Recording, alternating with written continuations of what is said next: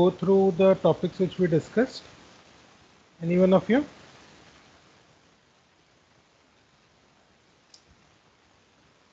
Yes, sir. Yes. So can you just brief me about what we discussed on Saturday?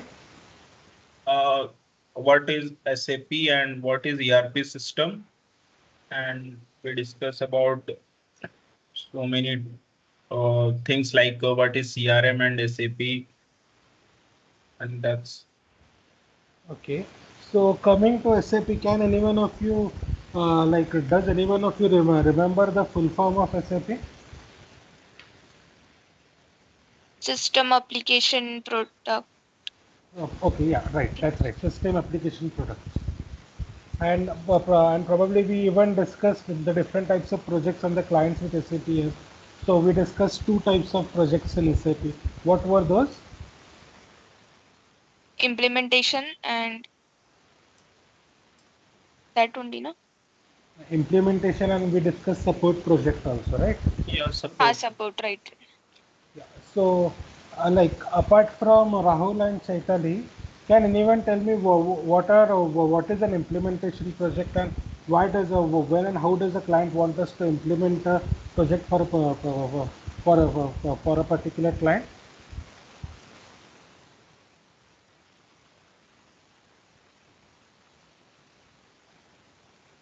Anyone?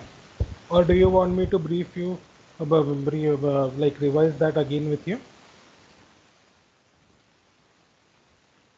Yes, sir, please. Actually, I missed the Saturday session. Okay. No, not a problem. So there are basically different types of projects which SAP provides for its various clients. So first being an implementation project. So basically basically an implementation project is whenever a client wants to convert his entire business model into SAP. So that's where an implementation project comes into play. So whilst working whilst working on the implementation project, we need to explain how an SAP system works to the client also, right from its credentials, how to log into the SAP system, to the entire project development life cycle. We have to explain that to the client. There are different phases in an implementation project. First of all, we have to give them a project timeline wherein we can give them a brief timeline about the different phases of the processes which will be following to implement a particular project for the client. Then we have to give them a workload analysis. What is the specific workload of the team which will be required to work on the particular project? Upon giving the workload analysis, we have to start off with the implementation with different phases. Phase one, for example, phase two, phase three.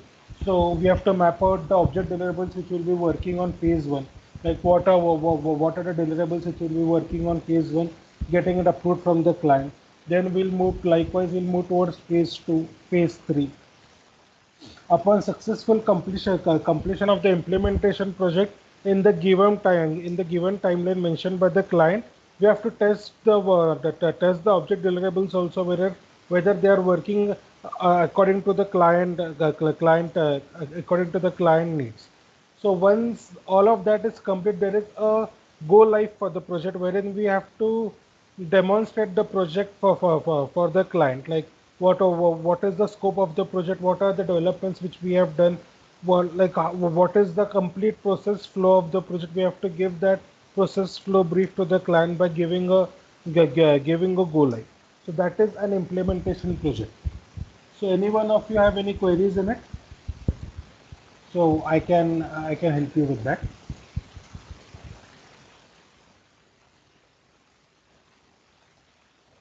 Please feel free to ask me any queries.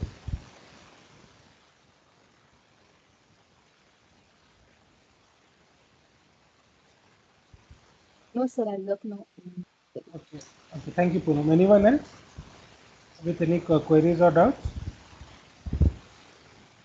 No, got clear. Okay. Thank you. So shall we? Then I'll proceed towards the support project.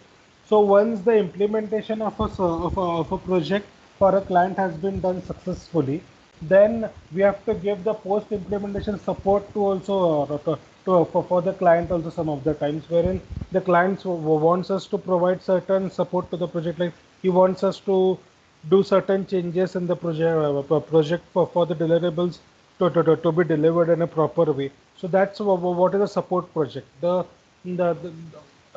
basically support project comes after an implementation project. When the implementation of a particular project is done with, to provide client certain amount of support for the project, the that is known as a SAP support project.